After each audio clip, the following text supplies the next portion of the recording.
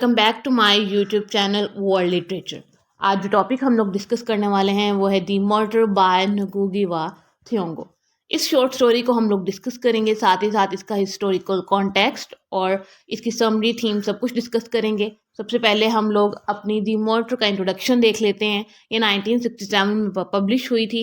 ये उस time period पे पब्लिश हुई थी जब ngugi wa थिओंगो का ट्रांजिशनिंग टाइम पीरियड था। ट्रांजिशनिंग टाइम पीरियड मीन्स के पहले ये इंग्लिश राइटिंग कर रहे थे, उसके बाद इन्होंने अपनी इनकी जो नेटिव लैंग्वेज थी किकोयू लैंग्वेज, इसको इस पे लिखना स्टार्ट किया या फिर इस लैंग्वेज को लेकर उस अपनी जो स्टोरीज हैं उनको लिखना स्टार्ट किया था। उसके बाद इनकी ये जो स्टोरी है दी मर्डर, जिसको आज हम डिस्कस करने वाले हैं, इनकी कलेक्शन थी secret lives and other stories. उसमें ये इनकी स्टोरी थी जिसको आज हम डिस्कस करेंगे। उसके बाद अब हम डिस्कस कर लेते हैं अपने राइटर को, क्योंकि हम हमेशा अपने राइटर को डिस्कस करते हैं, क्योंकि जिस वर्क को पढ़ना है, जिस लिटरेचर को पढ़ना है, उसके राइटर का नॉलेज होना बहुत इंपॉर्टेंट है। तो इनकी बर्थ हुई थी 1938 में ngugi wa thiong'o की। इन साथ ही साथ ये केनियन प्रोमिनेंट राइटर्स में से हैं और इन्होंने इनकी अपब्रिंगिंग इस टाइम पीरियड पे हुई थी जबकि केनिया में जो है वो कॉलोनियल रूल चल रहा था, मीन के ब्रिटिश कॉलोनियल रूल चल रहा था। इन्होंने अपने वर्क्स लिखे जिसमें वीप नो चाइल्ड 1964 में आया, द रिवर बिटवीन 1965 में आया, अ ग्रेन ऑफ वीट 1967 में आया।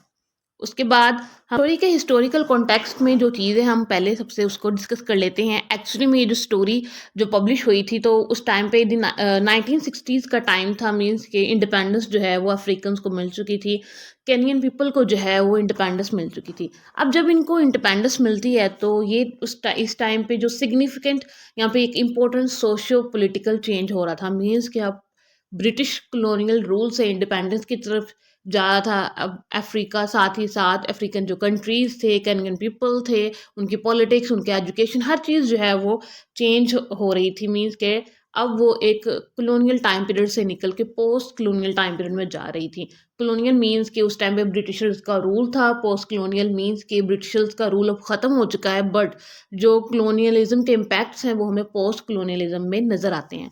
इस चीज़ को जो है वो हम लोग इसमें डिस्कस करते हैं। अब इंडिपेंडेंस के बाद क्या होता है कि जो ब्रिटिश कॉलोनियल रूल 1963 में यहाँ पे ख़त्म हो चुका है, न्यू आइडेंटिटी इश्यूज आना स्टार्ट हो जाते हैं, न्यू कॉलोनियलिज्म का एरा स्टार्ट हो जाता है अफ्रीका में। साथ ही साथ एथनिक जो इश्यूज हैं ये भी होना जो है वो स्टार्ट हो जाते हैं, और जो नेशन बिल्डिंग एक मिशन है, ये चैलेंज है, ये इनको फेस करना होता है अब नेक्स्ट जो कमिंग ईयर्स होते हैं इंडिपेंडेंस के बाद।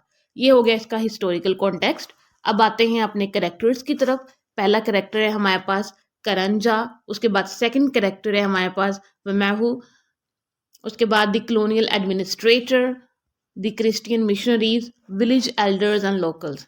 करंजा जो कि सेंट्रल करेक्टर है और एक यंग मैन है, और ये सपोर्ट करता है ब्रिटिश कॉलोनियल रूल को, क्योंकि जो ब्रिटिश कॉलोनियल रूल है वो होना चाहिए, ये उसको सपोर्ट करता है।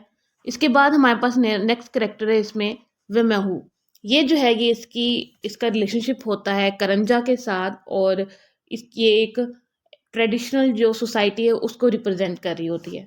उसके बाद द कॉलोनियल एडमिनिस्ट्रेटर, जो कि हर पोस्ट कॉलोनियल स्टोरी में ऐसा करेक्टर ज़रूर होता है जो कि रिप्रेजेंट कर रहा होता है ब्रिटिशर्स को, और इसी तरह द कॉलोनियल एडमिनिस्ट्रेटर जो है ये भी ब्रिटिशर्स को ही यहाँ पे रिप्रेजेंट कर रहे हैं। उसके बाद द क्रिश्चियन मिशनरीज मीन्स के जो वेस्ट वाले, जो यूरोप वाले, जो वाइट थे, वो अपना जो रिलीजन थे वो भी लेके आए थे। तो उनका मिशन था कि हम जिस कंट्री को कोलोनाइज्ड कर रहे हैं उतने उसमें जितने ज़्यादा लोग अपना रिलीजन जो है वो चेंज कर लें उतना ही बेटर है, उतना ही अपने वो रिलीजन को एक्सपैंड कर सकेंगे। उसके बाद विलेज एल्डर्स एंड लोकल्स हैं इस स्टोरी में, जो कि ट्रेडिशन को शो करवाते हैं, साथ ही साथ जो अपने कल्चर को, जो कैनियन पीपल हैं वो हैं इन सब में। अब आते हैं इसकी समरी की तरफ। हम समरी को, स्टोरी को स्टार्ट करने से पहले मैं आपको करेक्टर का बता दूं। करंजा, ये जो करेक्टर, ये प्रोटैगनिस्ट है इस स्टोरी का, और ये दो वर्ल्ड्स में इनके इस टाइम पे बटा हुआ है। मीन्स के एक ट्रेडिशनल वर्ल्ड है जो उसका खुद का नेटिव कल्चर है, मीन्स के जो कैनियन कल्चर है वो है। सेकंड जो है वेस्टर्न कल्चर है जिसकी उसने एजुकेशन ली है उसमें। तो ये जो करेक्टर है वो इस पूरी स्टोरी में दो वर्ल्ड्स में हमें नज़र आ रहा है, एक ट्रेडिशनल कैनियन वर्ल्ड, एक सेकंड जो वेस्टर्न वर्ल्ड है, एक यूरोपियन जो वर्ल्ड है या फिर ब्रिटिशर्स की जो एक वर्ल्ड है उसमें। स्टोरी स्टार्ट कैसे होती है कि जो विलेज लाइफ है उसको सबसे पहले दिखाया जाता है, टेंशन दिखाई जाती है कि यहाँ पे जो है वो पूरी एक टेंशन जो है वो चल रही होती है। अब वो टेंशन किस चीज़ की चल रही है कि जो इंडिपेंडेंस मिली है, इंडिपेंडेंस मिलने के बाद जो ट्रेडिशनल वेज हैं उनको जो कैनियन लोग हैं वो फॉलो कर रहे हैं। उसके बाद जो केनियन लोगों में से जिन्होंने वेस्ट को सपोर्ट करना शुरू कर दिया था, वो मीन्स के कॉलोनियल इरा को पसंद कर रहे थे और कॉलोनियल रूल को जो है वो कंटिन्यू कर रहे थे इंडिपेंडेंस के बाद। अब ये जो होता है ना कि कॉलोनियलिज्म जब ख़त्म हो जाता है उसके बाद जो न्यू कॉलोनियलिज्म चलता है, तो मीन्स के जो जिस कंट्री को कॉलोनाइज्ड किया होता है उसमें से कुछ लोग होते हैं जो नेटिव्स होते हैं, वो ब्रिटिशर्स का जो निज़ाम है, जो सिस्टम है उसको लेकर चलते हैं।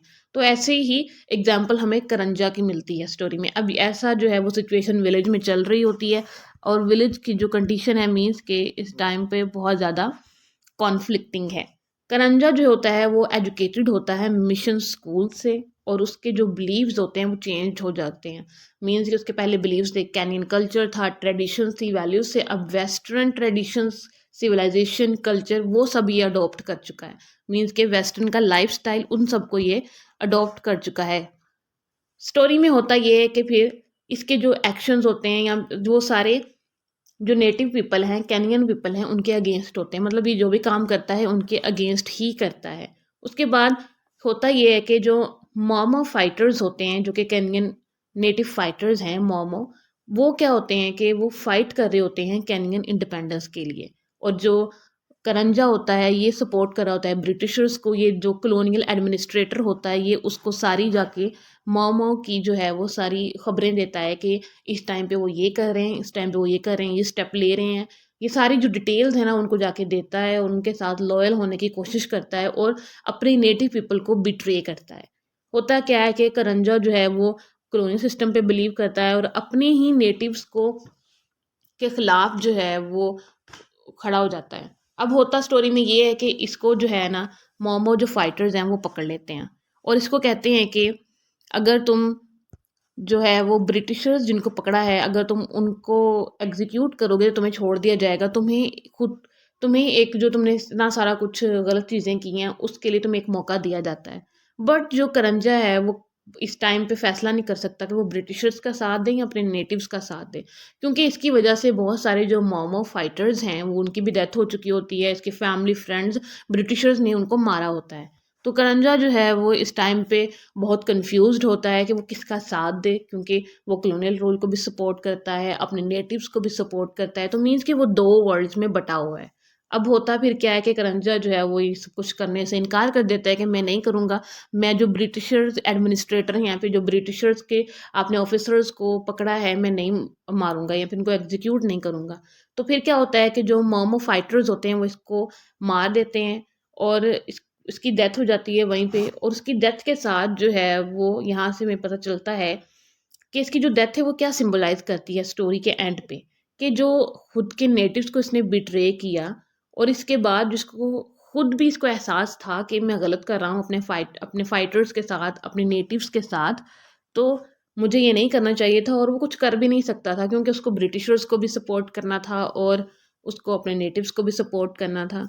और इस अपहेवल के टाइम पे यानी कि जब केनियन पीपल अपनी स्ट्रगल इंडिपेंडेंस के लिए कर रहे होते हैं और उनको मॉरल सपोर्ट की ज़रूरत होती है या फिर स्ट्रेंथ की ज़रूरत होती है, तो खुद के जो कुछ लोग होते हैं नेगेटिविटी फैलाते हैं या फिर खुद का साथ नहीं देता नेटिव्स का और जो बाहर वाले होते हैं उनका साथ देते हैं, तो उनका अंजाम फिर यही होता है एंड पे कि थोड़े से टाइम के लिए उनको जो अच्छी चीज़ें उनसे मिल रही होती हैं, यानी कि ब्रिटिशर्स जो करंजा को दे रहे थे कुछ वेल्थ या फिर कुछ फाइनेंशियल रिसोर्सेज या रिवॉर्ड, वो कुछ टाइम का था, लेकिन उसकी डेथ जो है वो हमेशा के लिए थी। उसका मैसेज था कि खुद के लोगों को बिट्रे करोगे, खुद के कंट्री की तबाही के लिए काम करोगे तो खुद ही तबाह हो जाओगे। तो ये इसका मैसेज था स्टोरी का। अब आते हैं इसके मेजर थीम्स की तरफ। थीम्स में है कलोनियलिज्म इम्पैक्ट, कि कलोनियलिज्म का इम्पैक्ट क्या होता है। जैसे कि करंजा की पर्सनालिटी, उसकी पर्सनालिटी क्या हो गई थी, कॉन्फ्लिक्शन का शिकार हो गई थी। मीन्स कि उसको ये भी नहीं पता कि मैं कैनियन हूँ या फिर मैं ब्रिटिशर्स हूँ, वेस्ट को सपोर्ट करूँ या अपने कंट्री को सपोर्ट करूँ। उसके बाद cultural and identity conflict, moral and ethical dilemma, ये इसके थीम में और अगर आपको इसके टाइटल की सिग्निफिकेंस में अगर कोई कन्फ्यूजन हो तो उसका भी आंसर है कि इसका जो टाइटल है द मर्डर, जो इसको इस टाइटल इसलिए दिया गया है कि सबसे पहले करंजा को शो करवाया गया है कि उसके खुद की जो थिंकिंग थी, मर्डर होता है ना कि खुद की जो लाइफ है खुद का सेक्रीफाइस करना। अब देखो उसने वेस्टर्न को सपोर्ट करने के लिए खुद का सेक्रीफाइस किया, और साथ ही साथ इस स्टोरी में जितने भी लोग थे, ये कैनियन पीपल हैं, उन्होंने कहीं न कहीं सैक्रिफ़ाइस किया अपनी लाइफ़्स को, जो है उनको खोना पड़ा, किसकी वजह से? कॉलोनियलिज़्म की वजह से। तो ये उस टाइटल इस तरह से इस स्टोरी को सपोर्ट करता है, इसी वजह से इसको ये टाइटल दिया गया है। सो आई होप कि आपको यहाँ तक ये स्टोरी, ये समरी, ये थीम सब कुछ क्लियर हो चुका होगा। वीडियो को लाइक और शेयर और चैनल को सब्सक्राइब कर दीजिएगा। Thanks for watching my channel.